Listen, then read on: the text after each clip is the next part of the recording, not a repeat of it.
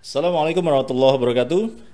Ya, jadi bagaimana kabarnya pemirsa IHBS TV? Mudah-mudahan senantiasa dalam keadaan sehat walafiat, dalam perlindungan Allah tentunya, dan mudah-mudahan Allah Subhanahu wa taala menghimpun kita di surganya kelak. Amin ya robbal alamin.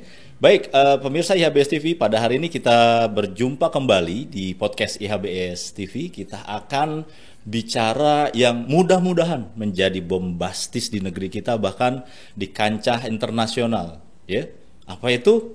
Ya tentunya berkaitan dengan pendidikan, kurikulum wasatiyah. Why not? Masya Allah, kita bersama peneliti, bersama Ustadz yang meneliti di disertasi beliau. Beliau adalah Ustadz Dr. Zainal Abidin LC MM Hafizahullah Ta'ala, dan beliau selaku pembina Yayasan Dakwah Islam Cahaya Ilmu yang menaungi Ibnu Hajar Boarding School, dan juga Ketua Dewan Pembina Asosiasi Perkumpulan atau Perkumpulan Komunikasi Sekolah Sunnah Indonesia. Nah, pemirsa IHBS TV dimanapun berada, alhamdulillah beliau kita akan kupas sebagai peneliti yang menulis atau mengangkat judul pembelajaran PAI, pendidikan agama Islam, ya, pendidikan agama Islam berbasis apa? Berbasis nilai wasatiyah, ya, di SMA atau sekolah menengah atas. Nah, kita akan tanya kepada beliau, dan beliau juga sudah jadi alumni atau mahasiswa dari pasca sarjana program doktoral prodi PAI UIK Universitas Ibnu Khaldun Bogor, dan dengan predikat sangat luar biasa, ya, cum laude, luar biasa. Assalamualaikum Ustaz. Sehat Ustaz ya? Alhamdulillah. Kita doakan beliau mudah-mudahan dengan buah penanya, buah karya beliau yang sudah berjuang di depan para ahli akademisi, ya, di pakar pendidikan Islam tentunya, para profesor-profesor, ya, dan doktor. Mudah-mudahan beliau bisa mewarnai dan juga melengkapi, ya, dunia pendidikan terutama berbasis wasatiyah di nasional dan kancah internasional. Mudah-mudahan, amin ya robbal alamin. Baik Ustaz, kita diskusi seputar apalagi ini kurikulum wasatiyah nih. Ada lagi nih, apakah ini menjadi kurikulum ke-14 atau 15 nanti? Mudah-mudahan, ya. Nah, Ustaz, kita bicara terkait disertasi. Pasti bicara seputar sistematika. Sistematika disertasi, mulai dari judul, terus juga latar belakang, metode, teori, konsep, sampai rekomendasi. Nah, tentu kita ketahui di Indonesia ini nilai wasatiyah sudah lama kita juga melihat, ya, Islam wasatiyah, mulai dari perlawanan, ya, terhadap penjajah, para pejuang kita, hingga menjadi konsep atau dasar negara Indonesia ini, Ustadz. Nah, apa yang menarik menurut Ustadz dalam berjuang mengusung judul nilai wasatiyah ini, Ustadz? Silakan, Ustadz. Ini menarik pertanyaan karena terus terang, jadi meskipun cepat, untuk menuju ke sana itu berat. Masya Allah. Karena judul saya itu dibatalkan itu minimal itu 5 kali. Masya Allah, 5 kali, pemirsa. Tapi 2 tahun 6 bulan saja, ya? 2 tahun 6 bulan, luar biasa. Jadi dibatalkan 5 kali. Jadi judul yang pertama saya usulkan tentang konsep dakwah Wali Songo untuk melahirkan murid lulusan yang toleran. Baik. Akhirnya gugur juga. Terus kemudian saya usulkan konsep pendidikan tauhid, melahirkan generasi yang moderat ditolak. Baik. Terus kemudian saya usulkan lagi bahan ajar PAI berbasis nilai-nilai wasatiyah dikoreksi. Nah, ini udah mulai. Sudah mulai nemu. Terus kemudian pembelajaran, karena pembelajaran lebih luas. Di dalamnya ada bahan ajar. Akhirnya pembelajaran PAI berbasis nilai-nilai wasatiyah, studi kasus di sekolah SMA Nur Aida. Masya Allah. Nah, akhirnya dikoreksi terakhir, klimaksnya semua hampir moderator, ketua promotor, ko-promotor 1, ko-promotor 2, penguji mengerucut pada judul pembelajaran PAI berbasis nilai-nilai wasatiyah di sekolah menengah atas. Masya Allah, 5 kali mengajukan judul pemirsa. Dari Wali Songo saat sampai nilai wasatiyah, tapi beliau berhasil menempuh luar biasa 2 tahun sampai 6 bulan, dan itu di sidang terbuka Ustaz ya. Alhamdulillah, mudah-mudahan sumbangsihnya ini ditunggu nih Ustaz. Nah, apa yang menjadi latar belakang Ustaz sampai wasatiyah yang dibumingkan, dan apalagi punya cita-cita menjadi kurikulum wasatiyah? Apakah nanti bicaranya nantilah ya, apakah nanti IKM dengan wasatiyah dan seterusnya? Ini kayak kolaborasi atau apa nih Ustaz? Kayak kongres apa gitu kan, gabung gitu. Mudah-mudahan bermanfaat. Ini silakan Ustaz, latar belakang dan juga tujuannya Ustaz, silakan. Saya intinya kan kita selama ini mengalami disorientasi beragama. Entah karena itu munculnya ekstremisme, radikalisme, intoleran. Kemudian muncul begitu juga disorientasi beragama yang serba brutal, ya, permisif, liberal, yang menghalalkan segala cara, bahkan dekadesi moral. Bahkan saya tertarik dengan satu tulisan yang di Kompas, bahwa beberapa hari sebelum saya sidang itu coba buka-buka, ada tema yang judulnya negara berkomorbid. Masya Allah. Nah ini. Di samping itu kita mengalami PAI ini tendensius dan sangat menonjolkan capaian kognitif. Baik. Nah, kognitif. Ana lihat wasatiyah itu mengetengahkan satu metode atau kurikulum atau sistem, ya, konsep sistem yang lebih mengedepankan afeksi, sikap, daripada hanya sekedar kognitif. Sehingga pendekatan pembelajarannya itu lebih kepada pendekatan konstruksi sosial. Dan model pembelajarannya lebih pas adalah humanistik. Baik. Nah, dorongan yang lebih mendalam lagi itu minimal 3. Di mana sekarang muncul aliansi global untuk menggelindingkan moderasi beragama. Baik. Itu ya, dari mulai Mesir menggaungkan juga, negara-negara yang ada di Afrika juga, dari mulai Maroko dan yang lainnya, bahkan Timur Tengah. Saudi sendiri mengetengahkan judul-judul moderat, judul-judul wasatiyah itu di dalam seluruh lini kehidupan, bahkan masuk ke dalam pembelajaran. Luar biasa. Nah, kemudian yang tidak kalah pentingnya, Indonesia ini kenapa perlu diwasatiyahkan? Nah, ini menarik. Diwasatiyahkan. Jadi ada istilah berwasatiyah.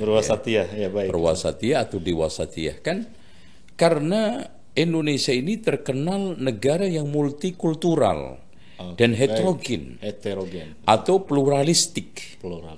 Baik dari sisi etnis, suku, budaya, dan juga keagamaan.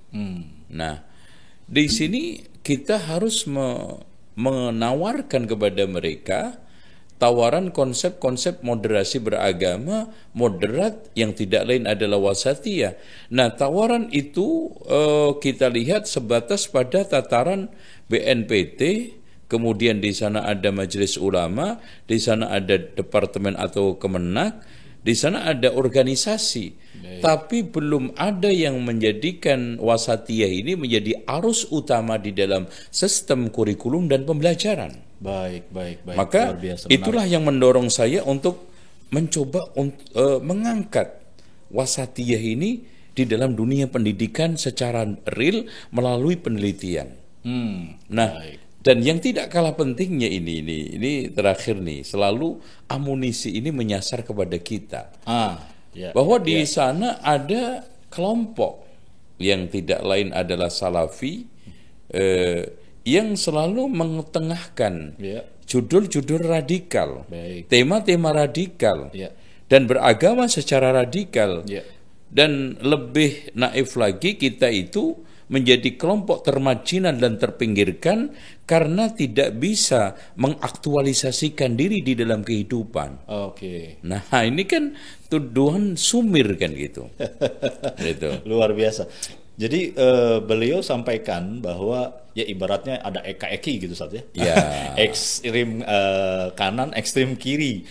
Nah, ada bahasa kita mah tafrid wa ifrad gitu Ustaz ya. Nah, tentunya setelah tadi Ustadz sampaikan sebagai peneliti latar belakang dan tujuan. Nah, bicara lagi tadi sistematika, lanjut kita ke teori kan. Nah, dari teori-teori atau paradigma yang peneliti ini mau bangun di konsep disertasi ini, itu paradigma yang seperti apa? Adakah hal yang menarik di teori? Sebetulnya kalau kita bicara masalah teori itu kan pendapat yang berdalil. Atau konsep itu adalah satu gagasan, satu rancangan pokok yang ingin memperbaiki sesuatu yang ada kepada sesuatu yang lebih baik. Sehingga kalau di sini kita bicara masalah konsep, gagasan, rancangan itu hampir mirip. Nah, yang paling menarik di dalam konsep pembelajaran atau kalau juga konsep kurikulum dan pembelajaran wasatiyah ini adalah paradigma lebih maju daripada IKM. Masya Allah. Paradigma yang lebih berwaktu dan juga berorientasi panjang dan mendalam daripada sekarang ini kurikulum yang ada. Kenapa kita bisa katakan itu? Karena sebetulnya Islam wasatiyah itu adalah Islam yang membangun kedewasaan beragama. Masya Allah, luar biasa. Kedewasaan beragama. Kedewasaan beragama. Luar biasa. Jadi bukan hanya sekedar kita itu mencetak profil pelajar Pancasila. Bukan hanya sekedar kita itu membangun 6 dimensi tadi yang ada di profil pelajar Pancasila itu, tapi lebih daripada itu paradigma yang kita ingin bangun adalah kedewasaan di dalam beragama. Luar biasa. Dan ini kita harus tanamkan sejak dini. Sejak dini ya. Ya, karena apa? Karena wasatiyah itu sering saya umpamakan seperti garam ya. Jadi garam ini menyeimbangkan supaya tidak terlalu pedas, rasanya tidak terlalu tajam, ekstrim kanan. Nah, tidak terlalu hambar, ekstrim kiri. Jadi menstabilkan. Atau kalau kita bisa katakan bahwa wasatiyah itu merupakan suatu konsep yang kita tawarkan di tengah beragama, umat keislamannya, perilakunya seperti orang sedang lukis. Pelukis itu kan dibutuhkan satu warna simetris, warna harmonis, warna seimbang, sehingga kelihatannya itu indah, cakep. Luar biasa. Dari dua sisi inilah perumpamaan yang kita dari abstrak menjadi sesuatu yang konkret. Kalau kita ingin membangun wasatiyah itu, kurikulum wasatiyah, pembelajaran wasatiyah, tidak lain adalah ingin mencoba mengarus utamakan di dalam PAI itu kedewasaan di dalam beragama. Masya Allah. Intinya satu, latar belakangnya harmonisasi, terus pendewasaan agama, dan yang ketiga adalah tadi tuh ibarat garam, ya, tidak keasinan, begitu saja, tidak hambar, wasat, dan ini sudah dicontohkan oleh Rasulullah tentunya saja. Karena memang kalau kita lihat dari ajaran awal, wa kadzalika ja'alnakum ummatan wasata. Jadi ummatan wasat itu puncak. Makanya disebut gunung itu puncaknya wasat karena puncak di antara dua lereng, kanan sama kiri. Surga yang paling tertinggi itu kan surga wasat, yaitu disebut dengan surga Firdaus. Fa inna, kata Rasulullah SAW, idza sa'altumullaha al-jannata fas'alul firdaus. Fa innaha a'lal jannati wa awsatuha. Masya Allah. Awsat. Wa khairul umur awsatuha juga di dalam satu pepatah, bukan hadis itu. Dari sini kita bisa menegaskan, meneguhkan bahwa kurikulum wasatiyah ini merupakan satu kurikulum bukan hanya alternatif, bukan hanya jangka pendek, apalagi menengah, merupakan satu gagasan cara pandang jangka panjang dan mendalam ke depan untuk terus mendewasakan umat di dalam beragama. Luar biasa. Berarti setelah tadi teori, beliau usung konsep terkait wasatiyah, terus bicara output, kalau urusan manajemen, siswa atau peserta didik akan menjadi siswa yang terampil, terutama pengamalan akhlak saja, akhlak wasatiyah, yang output utamanya paling penting adalah surga firdaus tadi. Sehingga di sini outcome yang didapat nantinya, tadi afeksi Ustadz sudah sampaikan, sebagai peneliti mempunyai, kalau Ustadz usung ya sebagai peneliti ada 11 nilai, 11 nilai wasatiyah. Nah ini sudah mulai masuk nih, Ustadz. Apa aja nih yang dimaksud 11 nilai ini, dan rujukan dari mana? Tadi mungkin Ustadz ada sampaikan ada MUI dan seterusnya, atau mungkin juga ada dasar yang sudah digulirkan oleh Menteri Agama, Ustadz, melalui apanya gitu ya. Apakah juga sudah masuk juga ke tataran sekolah atau kurikulum, apapun kurikulumnya mungkin, Ustadz? Silakan, Ustadz. Kalau kita mencoba untuk merangsak ke dalam satu pembahasan agak dalam, sebetulnya nilai-nilai wasatiyah gitu sudah mulai masuk nilai.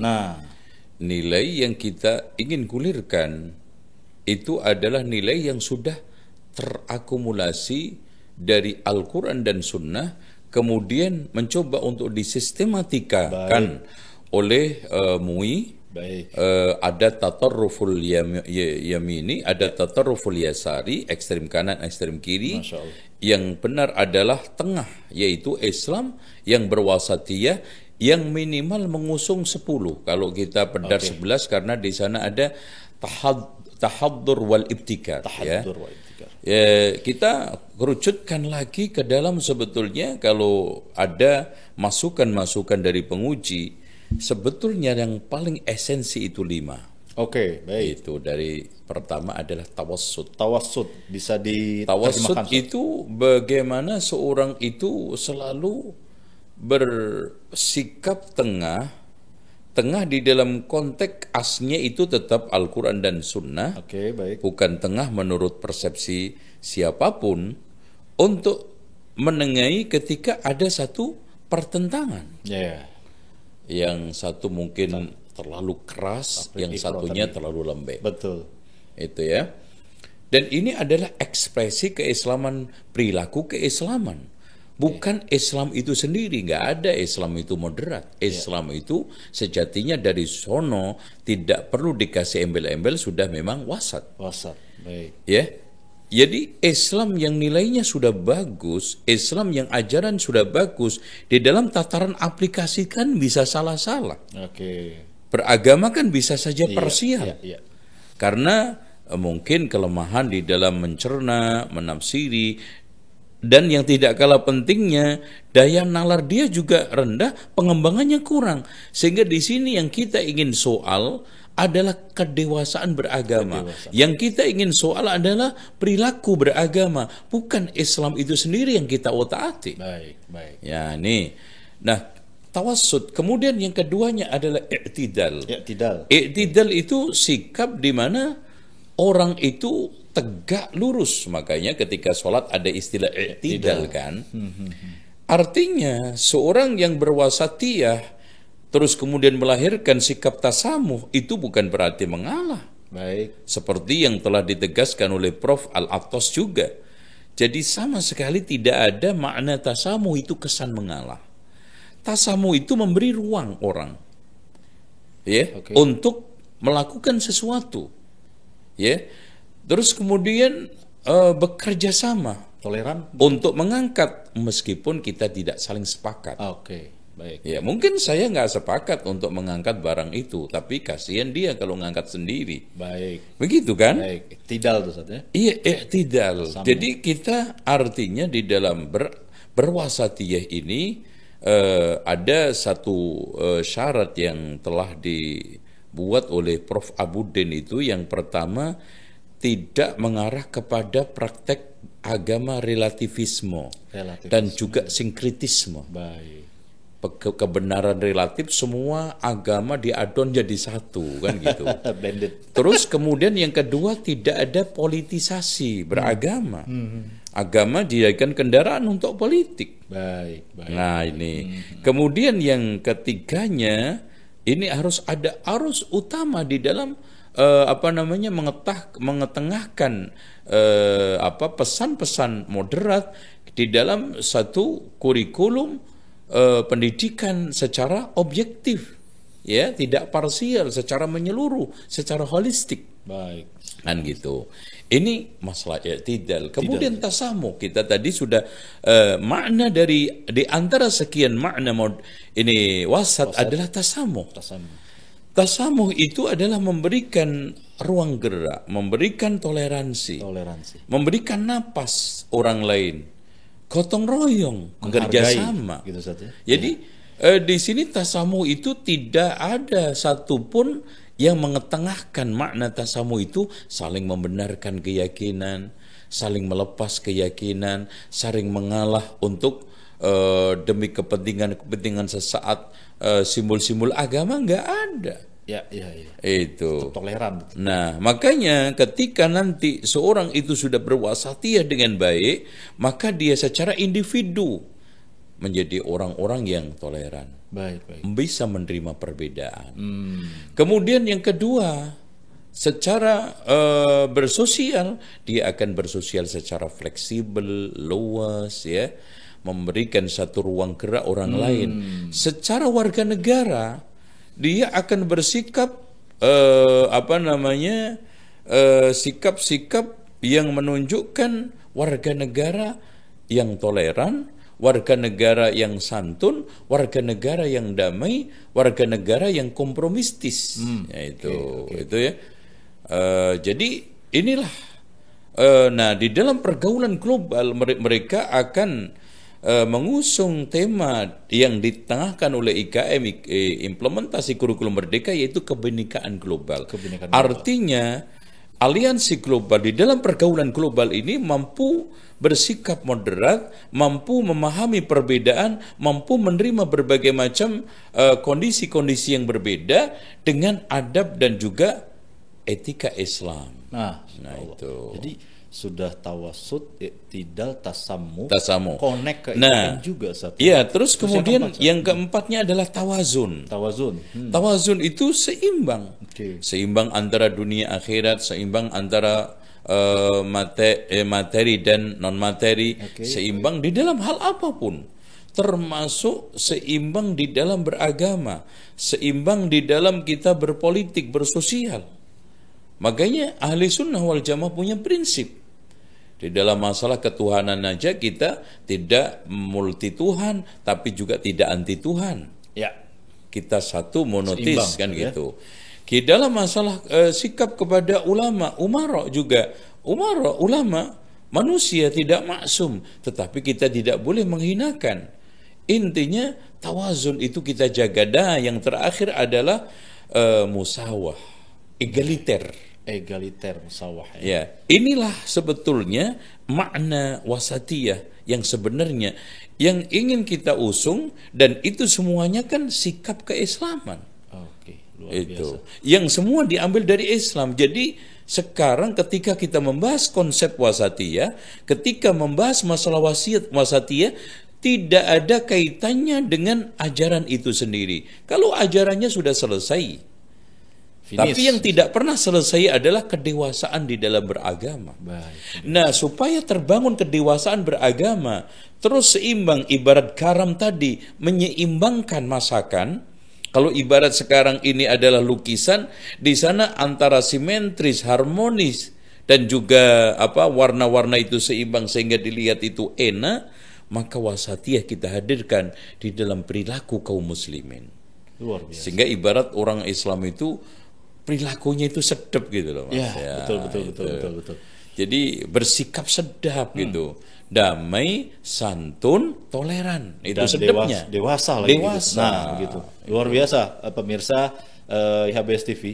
Jadi beliau sudah sebagai peneliti sudah mengemukakan dari 11 ada 5 dan semua sebenarnya dalam Islam sudah diajarkan, sudah finish gitu Ustaz ya. Iya, final. Tinggal perilaku atau kedewasaan beragama. Nah, yang nggak kalah penting lagi pemirsa, connect bahkan terinternalisasi dengan kurikulum manapun kalau kita bicara kurikulum Ustaz. Betul. Ya, dari 47 52, 64, 68, terus juga 84, 94 dan seterusnya sampai 2006, 2013 sampai pasca Covid ini. Kurang lebih ada 13 atau 14 kurikulum.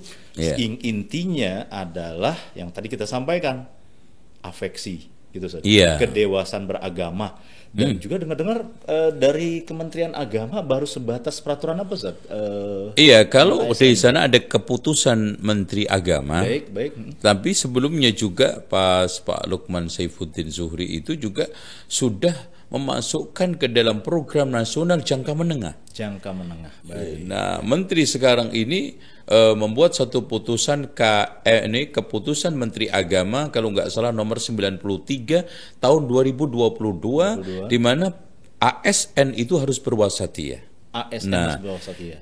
Sekarang yang tidak kalah pentingnya di mana kurikulum wasatiyah berperan. Nah, peran kurikulum wasatiyah ini nanti bisa masuk ke dalam pendekatan. Nah, kan di sini kalau kita berbicara masalah peran kan pendekatannya pakai apa kan. Betul, gitu. Pendekatan yang pertama yang kita lakukan minimal 4. Yang pertama itu pendekatan kontributif. Baik. Artinya nilai-nilai wasatiyah ini nggak harus merubah kurikulum yang ada. Kita juga tidak perlu mendesain secara total, mengkonstruksi secara total kurikulum yang ada, tetapi memberikan kontribusi. Kontribusi. Itu. Nah, kalau enggak pendekatan aditif yaitu adaptasi. Ya. Nanti di sini kalau tadi itu penyisipan, di sini penyesuaian. Nah, yang juga tidak kalah pentingnya yang ketiga adalah pendekatan konstruksi sosial. Nah, dari sini nanti kurikulum wasatiyah bisa masuk ke dalam hidden kurikulum. Hidden kurikulum. Nah, di sini kita akan bisa kerjasama api dengan model pembelajaran, kalau enggak model pembelajaran konstruksi sosial atau menggunakan teori humanistik. Itu nanti akhirnya bagaimana anak-anak ini kita ajak untuk nah di sini nanti model pembelajarannya bisa mengusung model pembelajaran kontekstual. Suruh mengusung hal-hal itu ke dalam tengah kehidupannya, baik itu kehidupan sosial, kehidupan masyarakat, kehidupan keluarga. Nah, yang tidak kalah pentingnya terakhir adalah pendekatan nilai. Itu. Jadi pendekatan nilai ini penting sekali. Bagaimana kita nanti menjadikan contoh aja sekolah itu ke depan perlu ada komite nilai. Nah, ini kan sekarang komite sekolah berbasisnya itu adalah berbasis keuangan manajemen. Nah, bagaimana nanti kita itu membuat satu komite yang bertugas untuk mengontrol nilai sekolah. Baik. Luar biasa. Ini yang belum terpikir pada sekolah-sekolah yang ada. Akhirnya kesannya yang namanya komite itu hanya sekedar tugas monoton, tugas yang membosankan. Apalagi membosankan sekolah gitu Ustaz. Iya, membosankan sekolah. Atau juga menggiring program sekolah yang sesuai dengan komite, begitu. Seperti itu. Nah, ini yang bahaya. Jadi penting sekali nih konsep ini. Bahkan bisa jadi mungkin judul disertasi selanjutnya nih komite nilai, karena di zaman kita sekarang saat pasca Covid dan seterusnya, sekolah pesantren yang monoton begitu-gitu saja juga sudah banyak ditinggal oleh peserta didiknya. Bahkan kabar terakhir saya dapat info juga di sebuah surat kabar atau di di elektronik, bahwa sekolah negeri, mohon maaf nih kita nggak sebutkan, di satu daerah tinggal 8 orang Ustaz. 8 orang peserta didiknya. Terus juga mungkin paradigma bukan hanya zonasi, tapi mau ngapain sih ngomong 1+1, ngomong jembatan terpanjang di dunia kita bisa cari di Google gitu. Tapi sekolah atau pesantren macam apa yang masih bisa hidup untuk masa depan, Ustaz? Iya, silakan, Ustaz. Betul. Ini penting sekali. Kalau sekarang guru atau sekolah hanya menjadikan sebagai tempat untuk mengais informasi, maka sekolah itu akan habis hilang. Baik. Makanya sekarang ini sekolah, guru harus berperan untuk menjadi fasilitator bagaimana anak itu bisa punya cara, langkah, metode yang disebut dengan ilmu prosedural untuk mencari ilmu. Jadi kalau sekarang sekolah atau guru mengajarkan semua ilmu, ya nggak mungkin. Ya. Tetapi bagaimana guru itu mengajarkan prosedur di dalam menuntut ilmu, itu satu. Kemudian sekolah kalau ingin bertahan, maka jadikanlah sekolah itu sebagai center of excellence di dalam masalah keteladanan, pembiasaan, dan juga yang tidak kalah pentingnya adalah nilai-nilai dan sikap. Kalau tidak, sekarang akan ditinggalkan. Nah, ini dia. Kenapa? Di dalam dunia global ke depan, sekolah-sekolah favorit yang hebat yang di Eropa sana, suatu ketika kita akan bisa berijazah Jerman, berijazah Amerika. Ngapain saya sekarang ini masuk sekolah perguruan tinggi ecek-ecek swasta yang nggak jelas? Toh bayarannya juga mirip-mirip, bahkan akan lebih murah. Nah, itu dia. Bahkan ada orang yang belajar tanpa sekolah. Karena dia bisa belajar di sawah, bisa belajar di lapangan, bisa belajar di pasar, bisa belajar di rumah nyantai. Betul. Dan ini sudah terbukti bukan suatu hal yang hayalan dari proses daring kemarin. Artinya kalau sekolah hanya menawarkan satu pembelajaran yang mengetengahkan tema-tema kognitif, tema-tema yang hanya tendensius di dalam masalah pengisian kognisi, maka akan ditinggalkan dan akan kosong. Apalagi guru tidak akan bisa menjadi teladan. Sementara kurikulum wasatiyah ini menuntut sangat sekali. Guru itu menjadi teladan. Guru itu harus bisa menjadi contoh. Guru itu harus menjadi semacam modeling, role model di dalam masalah akhlak, di dalam masalah keagamaan. Tanpa itu maka akan terjadi kegagalan. Dalam bahasa istilahnya adalah guru kurang wibawa. Makanya kalau kita bicara masalah IKM yang menuntut keaktifan siswa, kalau menurut CBSA dulu, artinya student centered learning, di sini yang sangat dibutuhkan adalah kewibawaan guru. Kewibawaan itu meliputi kemampuan di dalam menguasai materi, kemampuan di dalam mengarahkan pembelajaran, kemampuan dia di dalam menguasai situasi kelas, kemampuan di dalam mengarahkan anak-anak yang aktif, kemampuan di dalam memberikan keteladanan yang tidak kalah pentingnya, dan kemampuan untuk memberikan kebiasaan-kebiasaan baik, sikap-sikap yang baik. Kalau tidak, maka akan gagal.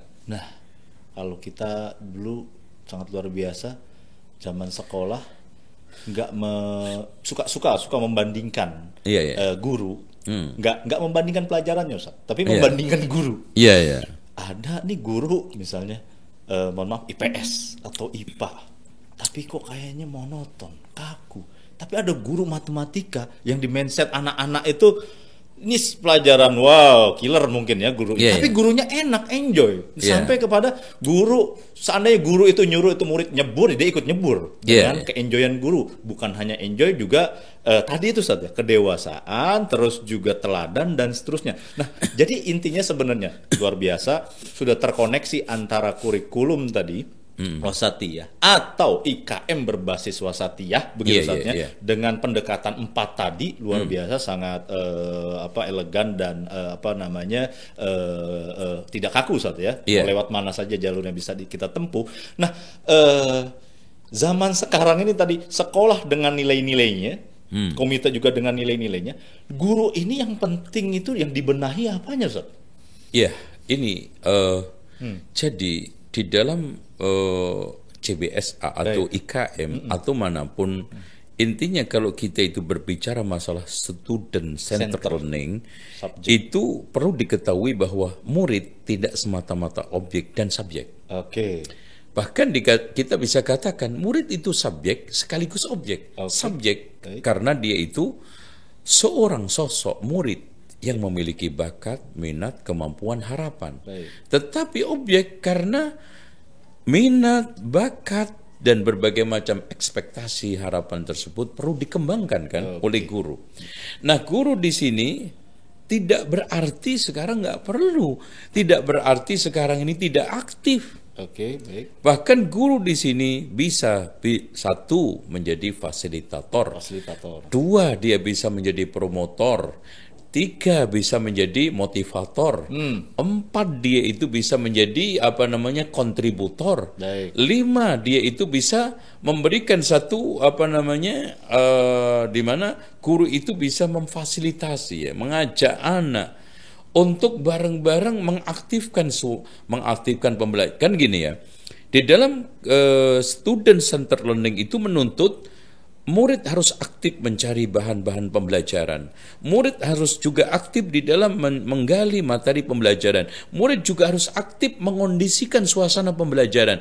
Murid juga harus aktif bersama guru untuk menciptakan suasana pembelajaran. Betul. Nah, kalau ini tidak terpenuhi dua-duanya dari dua arah ini, maka gagallah itu student centered learning, seperti gagalnya CBSA yang dulu memang juga sudah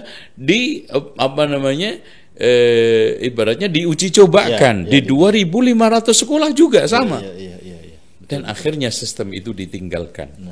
Betul. Luar biasa pemirsa ya BS TV. Apapun sekolahnya, apapun kurikulumnya nanti, ya kita doakan pemimpin kita ya, mudah-mudahan masuk surga semua ya, kita mohon kepada Allah diampuni dosanya. Apapun kurikulumnya, pendekatan atau basisnya adalah nilai, Ustaz. Basisnya nilai, terus juga inilah yang akan membangun generasi emas pendidikan kita nanti. Ya, Golden Age pendidikan 2045. Nah, yang nggak kalah pentingnya Ustaz tadi di kurikulum wasatiyah yang bisa bahasa saya ini dibawa kemana aja gitu Ustaz ya.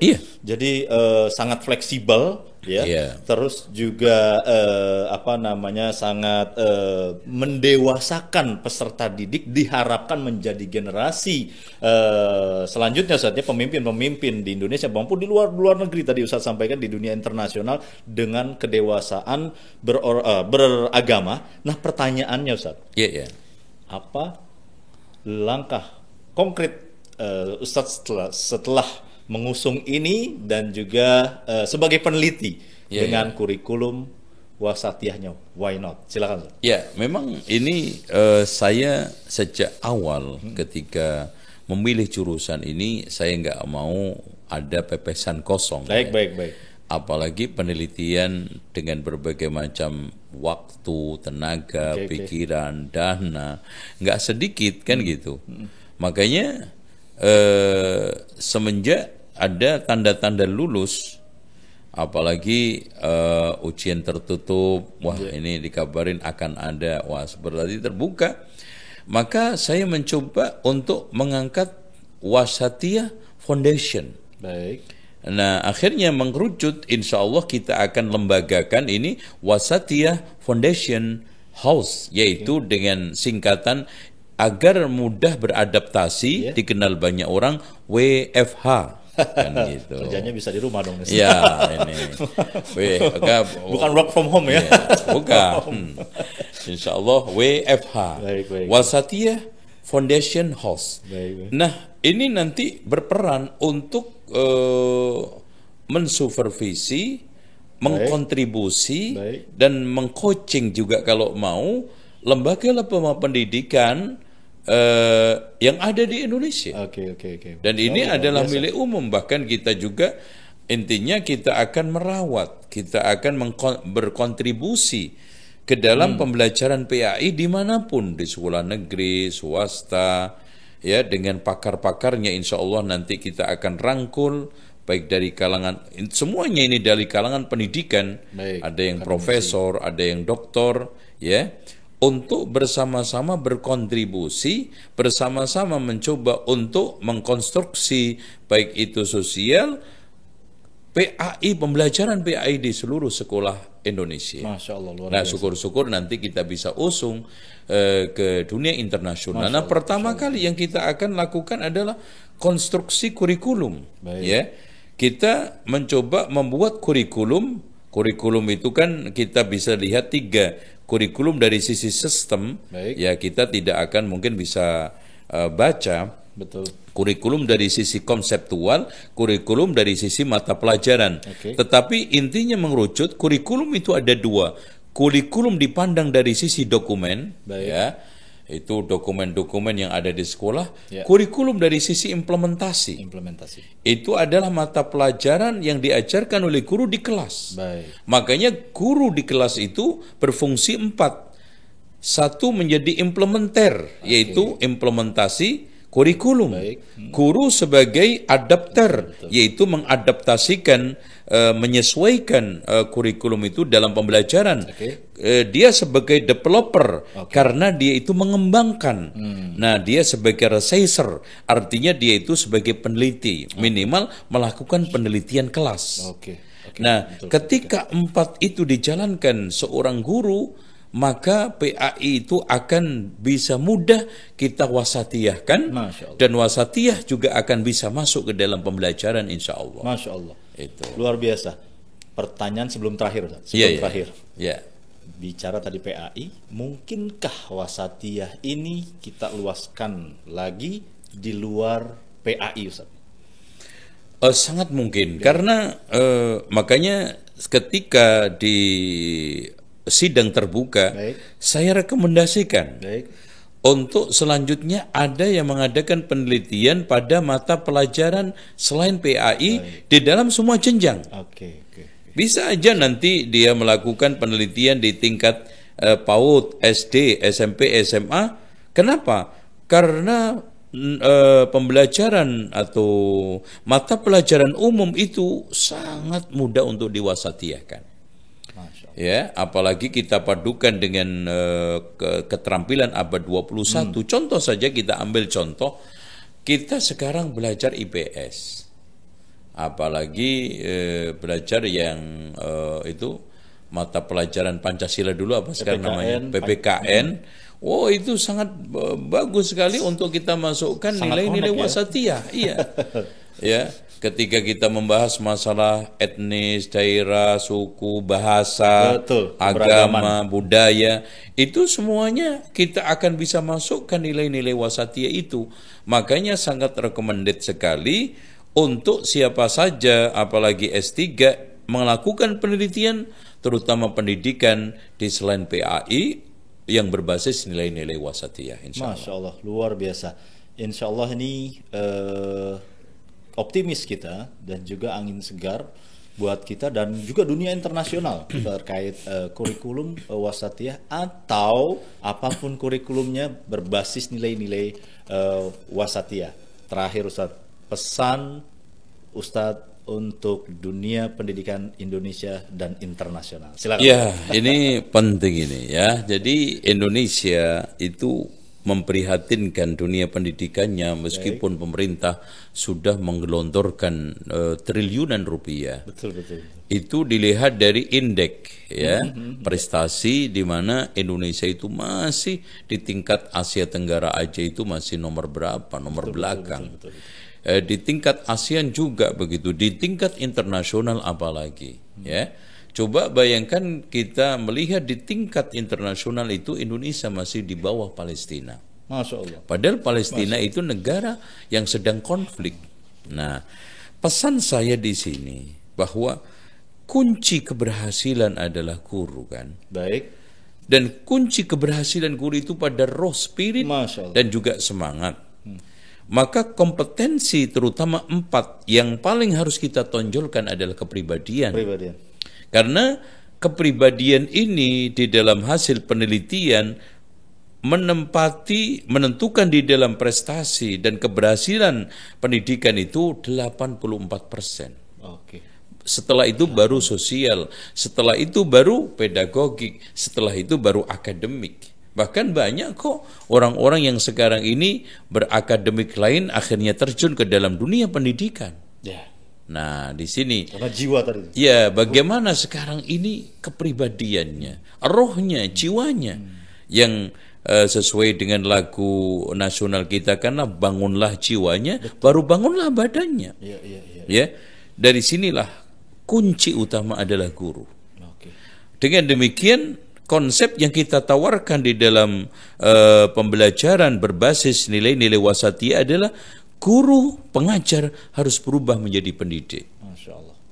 Jadi tidak hanya datang sebagai pengajar, karena guru itu melakukan atau bertindak tiga pihak. Dia ketika datang ke sekolah menjadi pelatih untuk menghasilkan keterampilan. Baik. Dia mengajar untuk menghasilkan informasi dan ilmu pengetahuan, dan dia itu mendidik untuk menghasilkan nilai dan sikap. Masya Allah.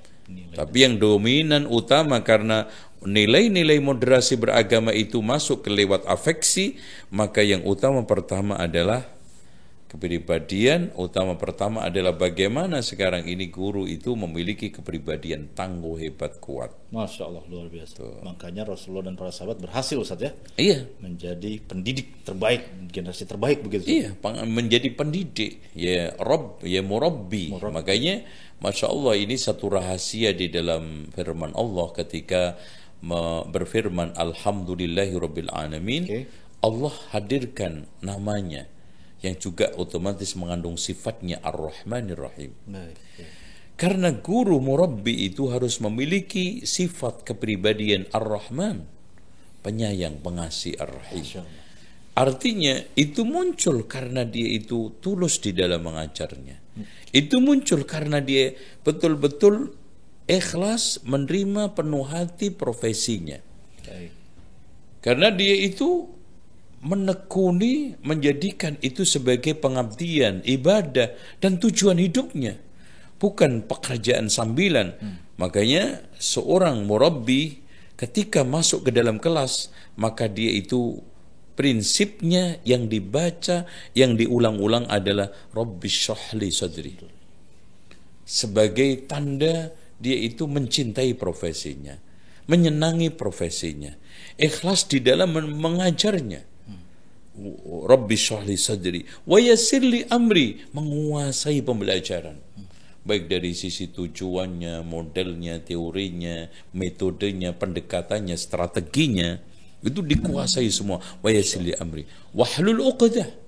Seorang pengajar, pendidik harus memilih satu narasi-narasi yang baik, satu kalimat-kalimat yang indah, memotivasi anak, jangan sampai menjatuhkan anak. Yafqahu qawli, dengan satu pembelajaran yang mudah. Saya kurang setuju kalau pembelajaran yang menyenangkan. Ya, nggak ada joyful learning itu, nggak ada orang yang belajar itu senang. Tetapi yang diperintahkan oleh agama adalah memudahkan pelajar untuk belajar, murid untuk belajar, peserta didik untuk belajar. Wa yassirli amri, sehingga wa yafqahu qawli. Luar biasa. Basyiru wa la tu'assir, ya. Masya Allah. Pemirsa HBS TV, tanpa terasa ini kita sudah hampir 1 jam. Dan sangat menarik, mudah-mudahan bisa kita implementasikan, bisa kita kawal nih langkah konkret ini, dan dalam rangka kita memberikan sumbangsih di dunia pendidikan, ya Ustaz, ya. Iya, insya Allah. Baik. Nanti kita akan launching di Desember Wasatiyah Foundation House ini dengan seminar nasional, insya Allah. Masya Allah, Masya Allah. Dan juga kita doakan mudah-mudahan beliau panjang umur dan juga bisa mewarnai dunia pendidikan Indonesia maupun internasional. Pemirsa, kita nanti akan saksikan podcast-podcast selanjutnya dengan tema yang lebih menarik lagi, ya. Baik, demikian, lebih kurangnya mohon maaf. Wassalamualaikum warahmatullahi wabarakatuh. Terima kasih.